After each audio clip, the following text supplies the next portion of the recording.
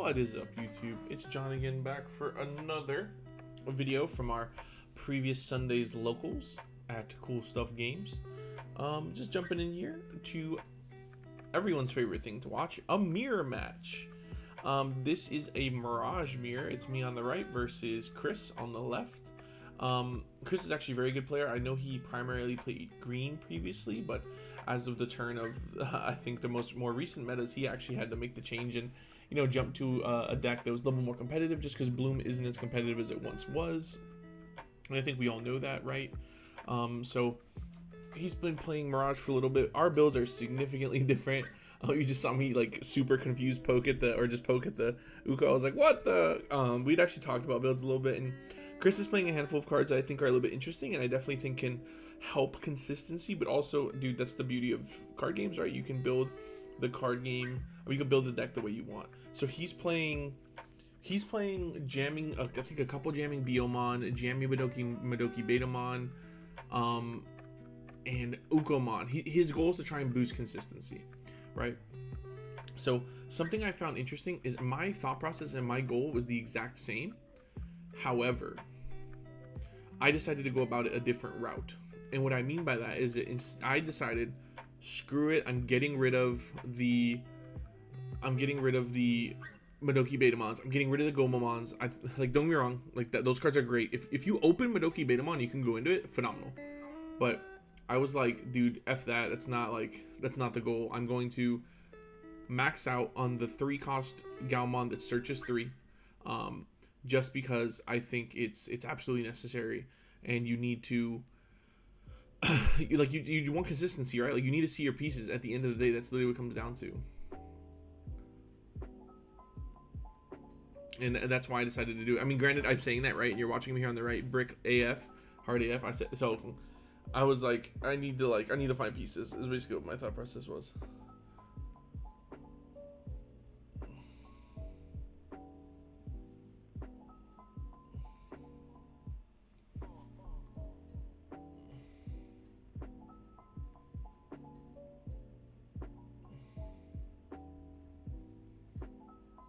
Yeah, so my bad. I was just quiet for a second. I'm like, what am I doing? But yeah, so my goal is to like always make my deck consistent, and that's something that I felt like I learned from playing more at like bigger events. Is that granted, you'll have some bad matchups and maybe you need the tech for them, right? I think that's 100% a viable strategy, and you should do that. That is just good gameplay, good metagame understanding. However, I do personally believe that you'll do your best if you build the deck to do the thing consistently. Thankfully, Mirage's thing that it does is very good and very consistently good, and good enough to win games right now, obviously, because it's one of the more powerful decks.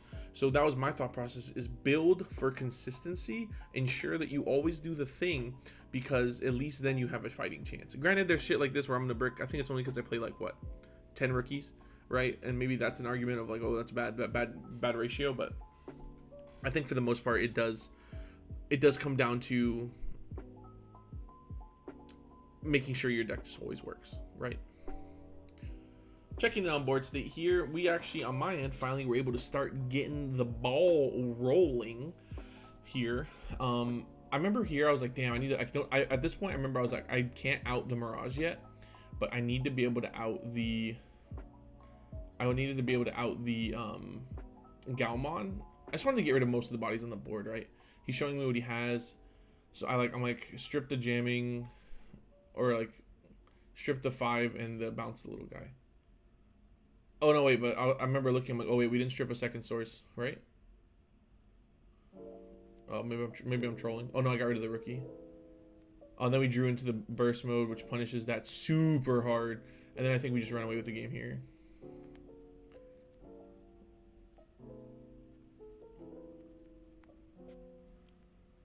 So we swing, and there's a really important thing that we do here, is we do the damage, right? But then we don't swing again. But this also sucks because this man's gonna come up Gomamon and pull out my Zudo, and that's gonna be super bad.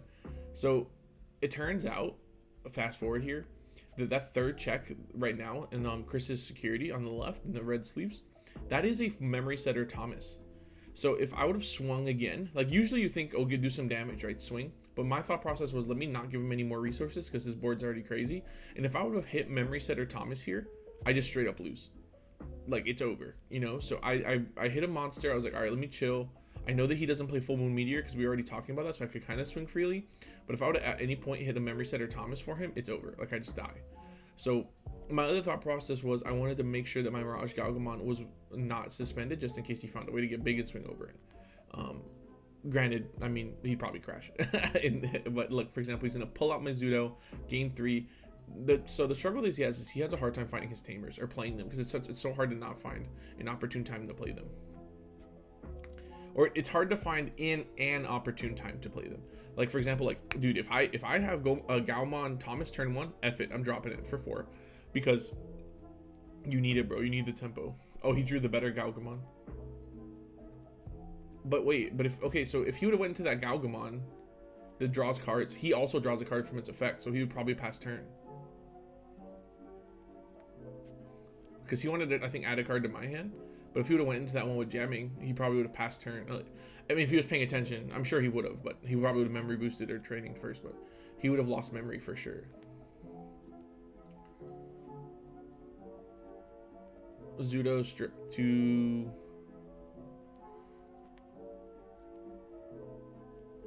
And he got rid of my jamming, which is mean. And now he trainings and he adds my security to my hand.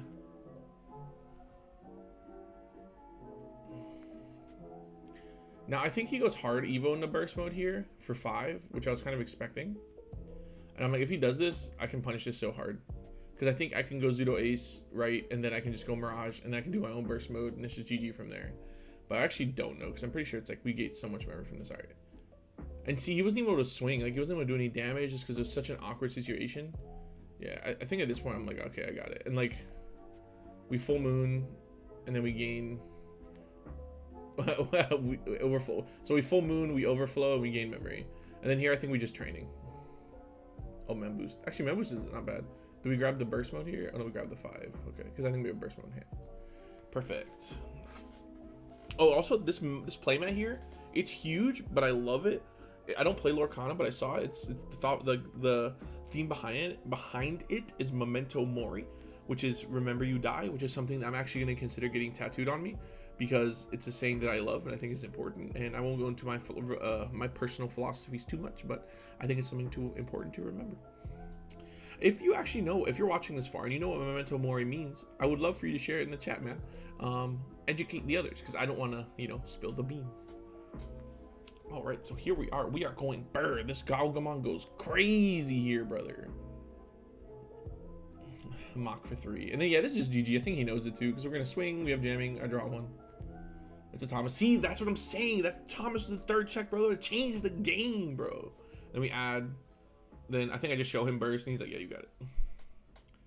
Burst. He said, yeah, you can see. He was like, yeah, you got it. It's over. I do think that if they wanted to errata burst mode, what they would need to do is make it to where you have to bounce something to get the memory gain. Because the fact that you get it anyway is crazy. It's just free plus. It's like a hammer spark for no reason. I mean, you return Thomas and you lose something, but it's a free hammer spark. Okay, going into game 2. So I think in this instance, the reason why I won game 1, my analysis, right, is because Chris was never able to establish a Thomas, so it meant that I could outvalue him with my turns, like being able to, like, with the memory setter from 3 member go like training or training Evo, memory boost Evo, etc. I was just able to continuously apply or I just had more tempo, and that's the big thing with Mirage, bro. Like, there's games where maybe I'm in Mirage turn 2, right, but I don't have any memory set. I don't have memory set. I don't have 3-cost Thomas. I am just cooked, my brother. Like, I'm just scared out of my mind. You need to see the tamers so bad in this deck. And I don't play the level 4 that plays the tamers anymore, but I sometimes wish I did because I hate, like, having to drop them for 4 is crazy. I think the next deck I don't want to highlight in like a deck profile would be Miragegao, to be honest. I do know that everybody knows how to play it. It's a very fairly straightforward deck. I get it. It's solitaire. But I feel like I've played the deck for since BT11 now, and I don't have a lot of knowledge and data into the new matchups, but I do feel like that I have a strong enough background in the deck that anyone who wants to pick it up, I should be able to help. So maybe that'll be a deck profile I do in the next few weeks. My last one did pretty good with Rapid One, which I love that deck too, but I'm still learning things all the time, you know. Granted, my my presentation value is not as pretty as a vault. All right, so I'm going first again. Draw.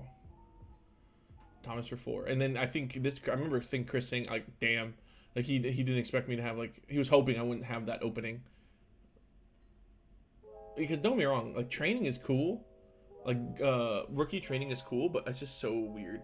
Also, a side note, the reason I don't think I like Gomamon very much anymore, even though I know it's a strong card, is because I feel like in our current meta, like, it's gonna die, you know what I mean? Like, whether it gets Valkaced and it's a clear like minus 5k to the board consistently, like Ruin Mode, or what else does it? I mean, Pyodramon would just Pyodramon or Dragon Mode just rest it, right, and it can't do anything anyway.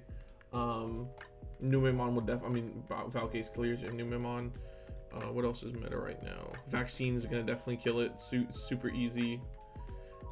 And then it doesn't do anything against Magna X if it has immunity. So I don't know. I think Goma's cool, and it definitely has its uses, but I don't think we're in a meta right now where it makes sense to play it, if that makes any sense.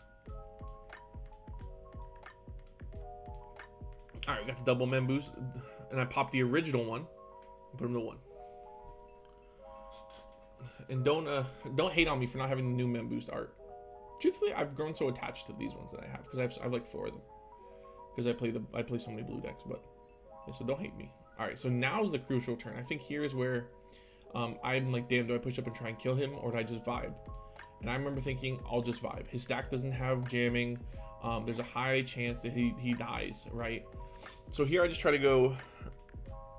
I mean, this is bad because like I get 2 cards, right? So I'm like helping him kill me, but it is what it is, bro. I just had to kind of hope that like he wasn't able to OTK me, and even if he like, maybe he's not able to fully OTK me, right? That was like my thought process. Like, hopefully he can't fully OTK me. And I mean, I was feeling pretty confident just because he didn't have jamming, and what he had to do right on his turn, if he wanted to kill me in one turn, is he has to swing with the level 5. He has to swing with level 5 with no jamming and has to survive. That's literally what he has to do. There's no, like, that's the only way he OTKs. If not, he just better set up again and pass turn, but then he dies next turn to me, because my board is more set up. So that is kind of the struggle that he had to go with. And so here's where he's gonna swing with his level 5. And I remember here I'm debating acing, but I'm like, why would I do that? Like, I remember thinking, I'm like doing it in my head, I'm like, does it do anything? Maybe I could have like surprised him and got rid of jamming. That would have been a phenomenal play, but it's not necessary because he doesn't have jamming in the stack. So here, because I remember I'm thinking, I'm like, does it work? Does it do anything? I was like, do I ace? And yeah, so here's basically the thought process I just shared with you is what I was doing. I'm like, that doesn't do anything. I'm like, yeah, let's just let it go ahead. And then it dies. You know what I mean? So, that's so unfortunate for Chris, man. That's so unfortunate. So it's like, now what does he do? You know what I mean? Now he just dies next turn. One thing he did mention to me, which I 100% agree with, is that he's like, oh, like, he's like, you're brave for playing like Full Moon Meteor now, because like everything, you don't want a Full Moon Meteor or anything. But the truth is, I agree 100%. Like, if Dragon Mode or Pyodramon hits Full Moon Meteor and Security, you could probably just die. But you still need, I still think you need it, man. Like, you still need it for like Magna, etc. You know, so I think we swing. I'm like, what do we do here? No, yeah, I'm like, let's play out this one. Swing, jamming, unsuspend, draw 1. Boom. Oh no. Someone asked this question here. I was like, I don't know. I think, what was the question again? It was something about, I think, Pyodramon. I remember here, I'm just like, you know what? I'm just gonna beat his ass. We both draw one. I was like, I'm just gonna try and kill him with the this level 6, and then we tap, unsuspend. We have jamming. Then we burst. We draw. We bounce. We gain, I think, 3. And he's like, yeah, I'm just dead. Yeah, like, dude, so unfortunate, man. Him not, dude, literally the difference in the mirror is who gets their tamers. Straight up. Because eventually we'll both see the line, you know what I mean? But it's who has the capability of like taking advantage of their tamers and pushing for damage and winning the game. And Chris is a very good player too, so it very easily could have went either way. We throw low. Does this survive? I think it does. That's so funny. That's just like, yeah. Then okay. Okay, so then we just go swing, swing. We go swing, swing. That's game. Yeah. Hey man, GG's. Chris is a great player, but I mean, dude, card games, bro. Sometimes it's not gonna go your way. And in the Mirage mirror, it is literally who gets Thomas set up first wins, or it's either whoever gets you. There's 2 check boxes, right? You need to be able to have Thomas set up, but then also you need to be sure that you can win the game, like, or you can do 5 checks, because if you push up and you don't win, bro, no, you know what Mirage's security is going to be. Training, it's going to be Memboost, it's going to be Tamers. God forbid it's a full moon meteor and you just die. Like, you gotta be sure that you win. And then there's instances where you hit full moon meteor and you die anyway, so it's like, you know what I mean? So anyway, thank you so much for watching. GG's again to Chris. Stay tuned to the final game, which is going to be actually me versus Haseo, who's going to be playing Vaccine Armor. So yeah, I'll catch you in the next one. Good luck, have fun.